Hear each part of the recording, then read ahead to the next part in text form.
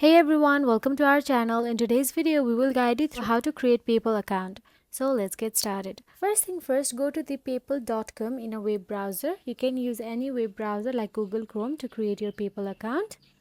And you will see this blue button at the top right corner of the page. Click on the sign up. Then simply choose your account type. When signing up for PayPal, you will have two account type option, personal and business. We are doing the personal account today, but if you run a business and want to accept PayPal at a register on your website, then simply select the business account.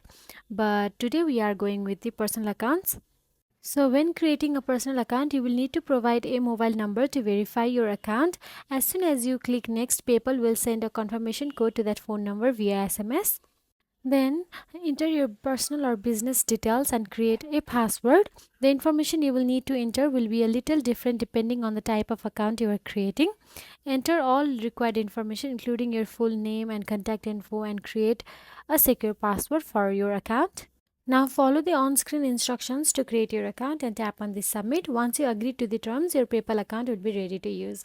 So that's it. If you found this video helpful, please like, share and subscribe our channel, and thank you so much for watching.